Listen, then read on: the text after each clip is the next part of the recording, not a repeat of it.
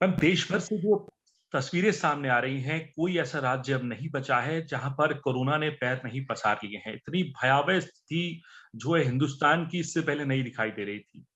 और जो चीख पुकार है लोगों की, वो छुपाई नहीं छुप रही है। आपकी पहली प्रतिक्रिया इस हालात के ऊपर जानना चाहूंगा। प्रियंका जी, क्या देख रही हैं, क्या सोच रही हैं? देखिए, सबसे पहले तो मैं कहना चाहूंगी कि जो जैसे आपने कहा, एक भयावह स्थिति पैदा हो चुकी है। हर घर में किसी ना किसी को कोरोना हुआ है, कोई ना कोई संक्रमित है। हर परिवार के सामने ये स्थिति पैदा हो रही है कि किस तरह से हम मेडिकेशन दिलवाएं, किस तरह से हॉस्पिटल में बेड दिलवाएं, किस तरह से ऑक्सीजन उपलब्ध होगा। डॉक्टर्स, नर्सेस दिन रात काम कर रहे हैं, और दिन रात काम करने के बावजूद, अस्पतालों के सारे रिसोर्सेज को लगवाने के बावजूद भी इतना बोझ आ रहा है कि संभला नहीं जा रहा है। तो इतनी इतनी भयावह स्थिति है। इस समय हम सबको, पूरे देश को एकजुट होकर इस स्थिति का सामना करना पड़ेगा।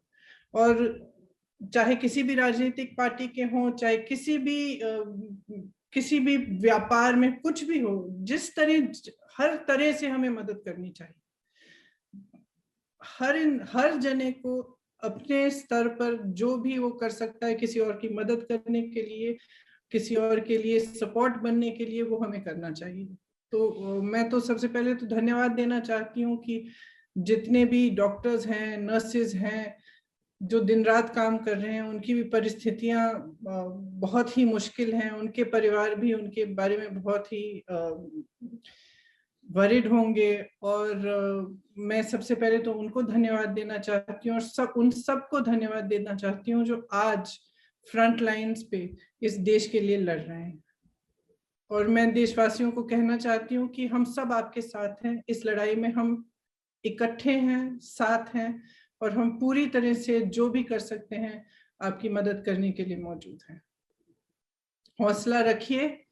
सबके सामने एक बहुत बड़ा संकट है।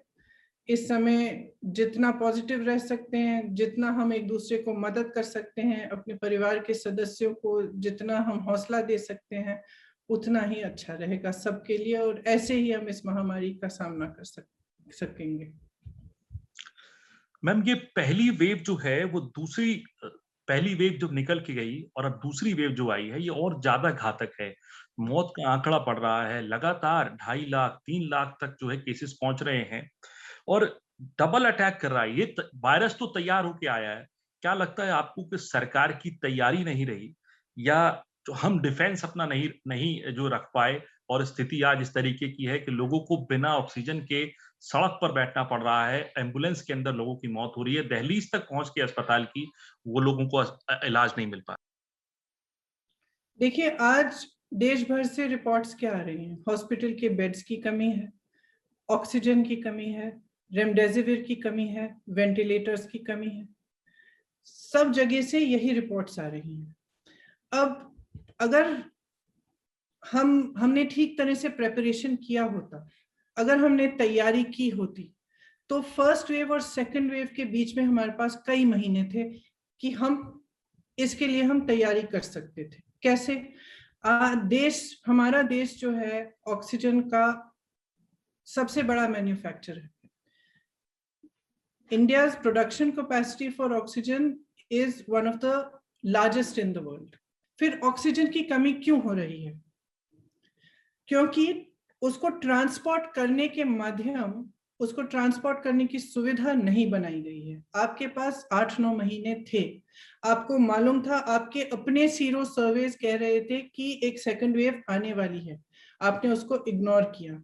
आपके पास समय था, आप ये सुविधा बनवा सकते थे, वॉर फुटिंग पर करा सकते थे। आज स्थिति ये है कि हिंदुस्तान में मात्र 2000 ऐसी ट्रकें हैं जो ऑक्सीजन को ट्रांसपोर्ट कर सकती हैं।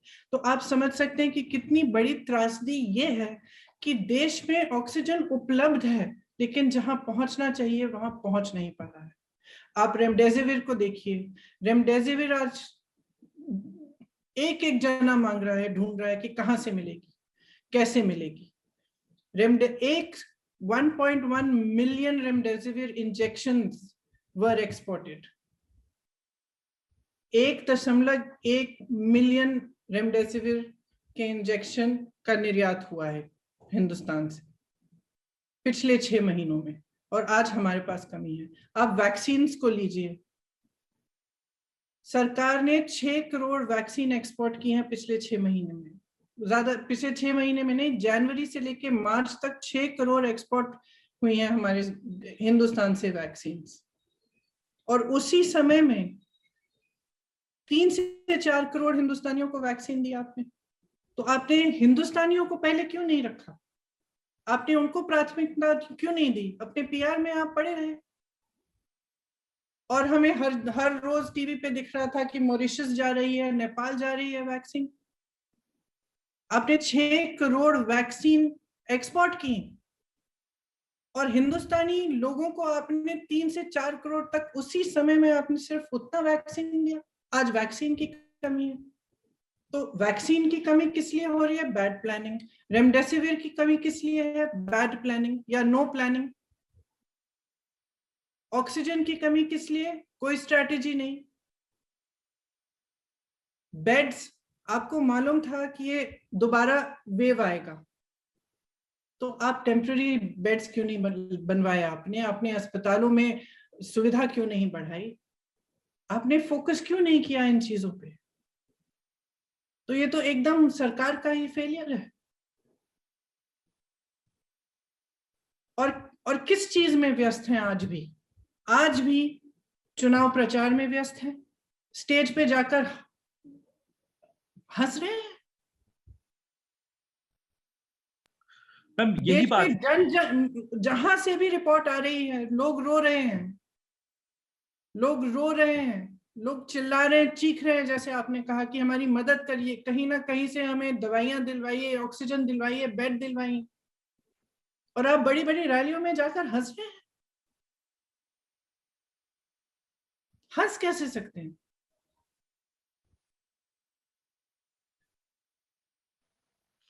मैम यही यही मेरा सवाल है कि चुनावी रैलियों को क्यों नहीं कोरोना छू रहा है, या उन राज्यों आप में। कैसे कह सकते हैं कि नहीं छू रहा है? कोई जाके चुनावी रैलियों में टेस्ट करा रहा है? कोई चेक कर रहा है कि इतनी बड़ी भीड़ इकट्ठी हो रही है, 40,000 लोग, 30,000 लोग इकट्ठे हो रहे हैं, आपने अभी तक नहीं किया, अब तो करिए, अब तो रोकिए। जब ये संक्रमण इतना बढ़ गया है, आप यूपी के आंकड़े देखिए, 4 तारीख या 5 तारीख से 16 तारीख तक 7 गुना संक्रमण बढ़े हैं। तो इसी तरह से पूरे देश में बढ़ रहे हैं, और जब इतना बढ़ रहा है तब तो रुक जाइए ना। उत्तर प्रदेश के अंदर लगातार आंकड़े बढ़ रहे हैं, जबकि टेस्ट की संख्या नहीं बढ़ी है। और सबसे ज्यादा जो जो अभी हम असेसमेंट लगती है, वो ये लगती है कि पहले पहली वेव में ये संक्रमण, ये वायरस सिटीज में था, आज ये देहात तक पहुंच गया है। शायद ही कोई ऐसा जिला बचा है उत्तर प्रदेश का जहां से नंबर्स ना बढ़ रहे हों, और टेस्टिंग ना होने की बात, एडमिशन ना होने की बात, और ऑक्सीजन ना होने की बात सामने आ रही हो। तैयारियों को कैसे देखती हैं आप उत्तर प्रदेश सरकार की, और उनके दावों को कैसे देखती हैं? तो वो कह रहे हैं कि हम लोग टेस्टिंग बढ़ा रहे हैं, पूरी तरीके से सरकार मुस्तैद है। देखिए, उनके दावों के बारे में तो कम ही बोला जाए, क्योंकि उन्हीं का जो सीरो सर्वे है उसके मुताबिक, जो अक्टूबर नवंबर के समय का सीरो सर्वे है, उसके मुताबिक 5 करोड़ लोगों को तकरीबन, उन्होंने कहा था 5 करोड़ लोग कांटेक्ट आए हैं, इस वायरस के कांटेक्ट में आए हैं उस समय। और उन्होंने रिकमेंडेशन दिया था कि टेस्टिंग आप एकदम रैंप अप कर लीजिए, ज्यादा से ज्यादा बढ़ा दीजिए। सरकार, यूपी सरकार ने क्या किया? यूपी सरकार ने 70% एंटीजन टेस्टिंग शुरू की। मतलब है कि जो एक्चुअल टेस्ट है, जो आरटीपीसीआर का टेस्ट है, वो सिर्फ 30% हो रहा है आज यूपी में। उस समय उन्होंने क्यों नहीं बढ़ाया? उसको बढ़ाने के बजाय एंटीजन टेस्ट क्यों शुरू किया? अपने आंकड़ों को कम करने के लिए। आज भी प्राइवेट लैब्स में तरह तरह के रिपोर्ट आ रहे हैं हर जगह से कि प्राइवेट लैब्स को कहा गया है कि आप टेस्टिंग बंद करिए। किस लिए? किस लिए? टेस्टिंग से ही तो जान बचेगी। तो क्या जनता के की जान महत्वपूर्ण है, लोगों की जान महत्वपूर्ण है, कि फिर आपके आंकड़े महत्वपूर्ण है? कि आपकी सरकार की इमेज महत्वपूर्ण है। तो देखिए, ये समय है, यूपी में कोई अलग स्थिति नहीं है पूरे देश से, सिर्फ ये है कि और भी भयानक स्थिति है। बट जो प्लानिंग स्ट्रैटेजी की जो स्थिति है वही है जो जो केंद्र सरकार की है, मतलब कि की ही नहीं गई है। ना बेड्स उपलब्ध कराए इन्होंने, महीने पड़े थे। स्टेडियम्स हैं आपके पास, इतनी मतलब इतनी सुविधाएं हैं, वो सुविधाएं आपने बेड्स को इंक्रीज करने के लिए क्यों नहीं डाली? आपने ऑक्सीजन का सप्लाई इंक्रीज करने के लिए क्यों नहीं किया?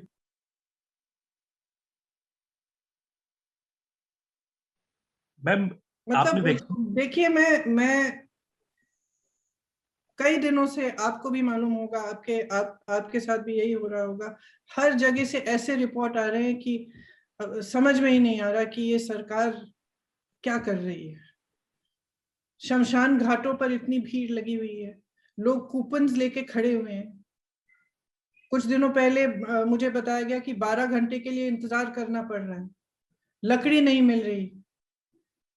मतलब ये स्थिति आ गई कि हम लोग सोच रहे थे कि किस तरह से हम मदद करें, क्या हम किसी भी तरह से कोई लकड़ी उपलब्ध करा सकते हैं, कुछ कर सकते हैं। और हम खुद सोच रहे हैं कि हम क्या करें इस स्थिति में, जो सरकार को करना चाहिए था सरकार नहीं कर रही है। जब ये बाहर बात निकली, जब एक वीडियो निकला कि ये हो रहा है कि इतने सारे शव जलाए जा रहे हैं लखनऊ के शमशान घाट पे, तो इन्होंने क्या किया? स्टील की शीटिंग लगानी शुरू कर दी।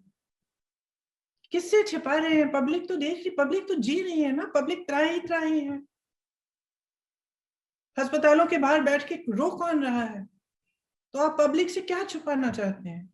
इस समय मैं, देखिए, पूरी सकारात्मक तरह से ये कह रही हूँ, मैं बिल्कुल क्रिटिसिज्म के तौर पर नहीं कह रही हूँ, मैं सकारात्मक तरह से, कंस्ट्रक्टिव तरह से ये कह रही हूँ, भगवान के लिए सरकार कुछ करे।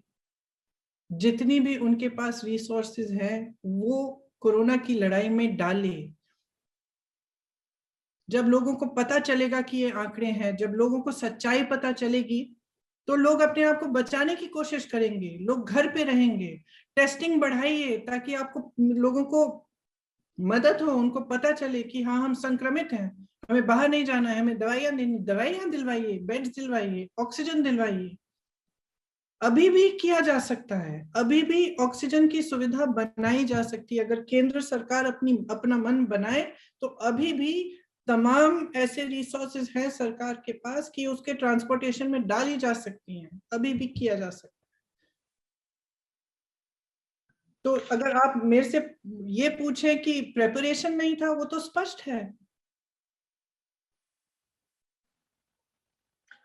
मैं वैक्सीन को लेके आपसे पूछना चाहूंगा। वैक्सीन की आपने बात करी, हमने एक्सपोर्ट भी करी, और विपक्ष लगातार जो है सुझाव भी दे रहा था, चाहे राहुल गांधी जी हों, कांग्रेस अध्यक्षा सोनिया गांधी जी हों, सीडब्ल्यूसी तक कन्वीन करी गई और सुझाव दिए गए। पूर्व प्रधानमंत्री मनमोहन सिंह ने चिट्ठी तक लिखी। उसके बाद में ये सवाल भी उठा, पलटवार किया गया सरकार की तरफ से कि आज वैक्सीन की बात कर रहे हैं, 18 साल या 25 साल की उम्र की वैक्सीन को लेकर तो सबसे पहले सवाल उठाए थे तो वो कांग्रेस के नेताओं ने ही उठाए थे। कांग्रेस के कई मुख्यमंत्रियों ने वैक्सीन को लेकर सवाल उठाए थे, और आज वैक्सीन को लेकर इतना हाहाकार क्यों किया जा रहा है? देखिए, पूर्व प्रधानमंत्री जी मनमोहन सिंह जी इस देश के 10 सालों के लिए प्रधानमंत्री रहे। पूरा देश जानता है कि कितने डिग्निफाइड इंसान हैं और कितनी उनको सरकार चलाना आता है, और एक विजनरी हैं। अगर वो आपको सुझाव दे रहे हैं इस समय, जबकि देश इतनी बड़ी महामारी से जूझ रहा है, इतना बड़ा संकट है हमारे सामने, अगर वो सुझाव दे रहे हैं तो उस सुझाव को उसी डिग्निटी के साथ, उसी ग्रेस के साथ लीजिए जिस तरह से उसको वो सुझाव दिया जा रहा है। हर पॉलिटिकल पार्टी का आज यही धर्म है और यही ड्यूटी है, हम सब एक होकर, राजनीति से परे हटकर एक होकर इस महामारी का सामना करें। मैं आखिरी सवाल आपसे पूछना चाहूंगा। राहुल गांधी जो पूर्व अध्यक्ष हैं कांग्रेस पार्टी के, पहली वेव से पहले भी पिछले साल फरवरी में उन्होंने एक चेताया था सरकार को, तमाम बातें लगी थी। उसके बाद कई प्रेस कॉन्फ्रेंसेस के जरिए उन्होंने कहा कि हमें वायरस को चेज नहीं करना है, वायरस से आगे रहना है। आज भी उन्होंने बात कई बार कही है, बाकायदा चिट्ठी लिख के प्रधानमंत्री से कहा। क्या लगता है आपको कि सरकार ने उनकी बातों को संजीदगी से नहीं लिया? क्या ये सरकार की उदासीनता लगती है आपको या कोई अहंकार लगता है? और एक डेमोक्रेटिक सिस्टम में अपोजिशन से संवाद क्या होना चाहिए इतने बड़े इशू पे कि जब एक अनप्रेसिडेंटेड सिचुएशन है इस देश के अंदर, तो वहां डेमोक्रेसी की वैल्यू जो अपोजिशन और सत्ता पक्ष और विपक्ष को साथ लेकर चलनी चाहिए, वो आपको लगता है कहीं मिसिंग है? देखिए, ये सरकार आईएसआई से बात कर सकती है। दुबई में इनका वार्तालाप चल रहा है आईएसआई के साथ। विपक्ष के नेताओं से बात नहीं कर सकती?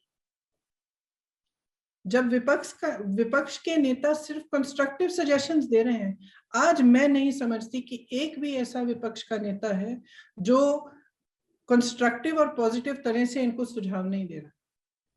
और सब कह रहे हैं, सब राजनीतिक पार्टियां कह रही हैं, हम साथ हैं आपके, हम सरकार के साथ हैं, हम देश के साथ हैं, हम मदद करना चाहते हैं, ये इस महामारी का सामना हमें इकट्ठे करना है। तो ये डेमोक्रेसी आपने कहा, लोकतंत्र है। लोकतंत्र में चर्चा से ही काम आगे बढ़ता है। लोकतंत्र में कभी कभी आलोचना भी सुननी पड़ती है, और खास तौर से ऐसे मौके पर जब पूरा देश इतनी बुरी परिस्थितियों से गुजर रहा है, ऐसे मौके पर ये तू मैं किसी को शोभा नहीं देता, किसी को। तो जब विपक्ष के नेता आपको सुझाव दे रहे हैं, तो इसीलिए दे रहे हैं क्योंकि कुछ ऐसी चीजें जो आपने की नहीं। जैसे मैं भी कह रही हूँ, मैं किस लिए इतनी उत्तेजित पे कह रही हूँ, क्योंकि जिन परिस्थितियों को हम देख रहे हैं, जो हो रहा है हमारे सामने, हम सबके साथ, इस महामारी ने किसी को नहीं छोड़ा है, सब हम देख रहे हैं। तो इन परिस्थितियों में नाराजगी तो होगी ना, कि क्यों नहीं किया? आपके पास समय था, आप पीआर में पड़े हैं, प्रचार में पड़े हैं, छोड़िए ये सब, छोड़िए ये सब। आज वो समय है जब आपको जनता के साथ होना है, साथ खड़े होना है।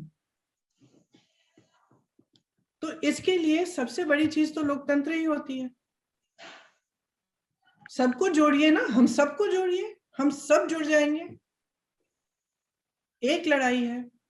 अब आप अगर देखिए, जैसे आप मेडिकल स्टाफ को लीजिए, अस्पतालों को लीजिए, संकट में है, सरकार को सपोर्ट करना चाहिए, आपने इंश्योरेंस हटा दी। तो अगर विपक्ष का नेता बोलेगा नहीं, आवाज नहीं उठाएगा, अगर मैं ये नहीं कहूंगी कि भाई हमारे पास ऑक्सीजन तो काफी, इसको ट्रांसपोर्ट करने की सुविधा बनाइए, तो कौन कहेगा? तो एक अहंकारी सरकार तो वो सरकार होती है जो किसी की नहीं सुनती। आज सिर्फ विपक्ष के नेता की बात नहीं नकारी जा रही, आज पूरे देश की बात नकारी जा रही है। हर एक इंसान रो रहा है, कह रहा है मेरी मदद कर। कौन मदद कर रहा है?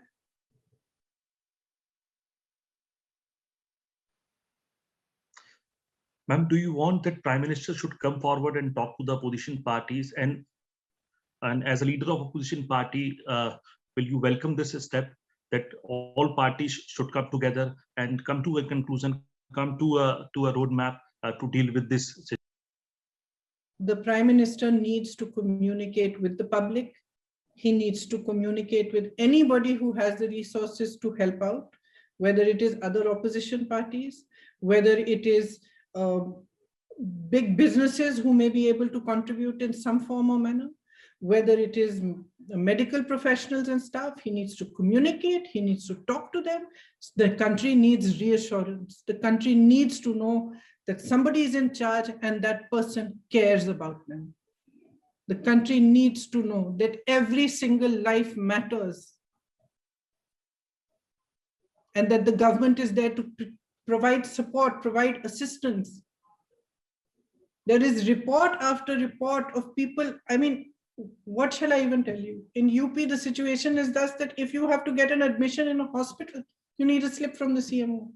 You need to go through a bureaucratic hurdle before you can get somebody admitted into a hospital, before he can get remdesivir administered. I have even written to the Chief Minister. The government cannot be an aggressor when there is such a massive aggressor in front of us already. The whole country is battling the pandemic. Should they battle the government also? The government needs to be sensitive at this time. The Prime Minister needs to show up. He needs to get off the stage of the rally where he's laughing and cracking jokes. He needs to get off and he needs to come here and sit in front of people and talk to them and tell them what he is doing. How is he going to save lives? There is a huge crisis in our country. And I'm sorry, but if you cannot see it and you're going to be blind and you're going to try to hide facts and you're going to do everything in your power to pretend it's not happening, then something's very, very wrong. Ma'am, what's the message to the people of our country who are really, they are on the streets, they are not getting the medicines, they are not getting the beds, and they are crying on the streets for the lives of their relatives? What is the Congress Party and as an organization, what you will contribute, what your party will contribute to the people to help them in this hour of crisis, ma'am? See, in whichever form we can help, we are ready to help. Whether it's cooperating with the government, constructively offering suggestions, raising issues that matter to the people. I'm happy to see that some issues that were raised actually were implemented by the government. It is, as a political party, we have to highlight what has to be done in such a moment of crisis. At the same time, we have to stand with people. People have to know that we care and we are there. And in every state, every district, there are Congress workers. At least I am in charge of UP. I know that in UP, every moment we are answering and we are trying our very best, our level best to help in every possible way we can, whether it is hospital admissions, helping with patients, helping with anything possible, we are doing it. Ma'am, before signing off, just want to ask one thing, because the virus has reached your home also. Mr. Rahul Gandhi has tested positive. How is he doing now? And how are you feeling about what about him, that he should be recovered as soon as possible, ma'am? Well, he's got a bit of fever, but he's doing fine.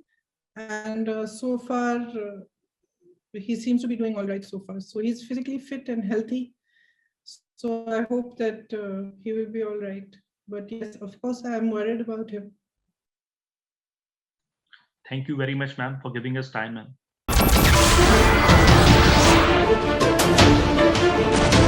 नमस्कार, मैं हूं मानक गुप्ता।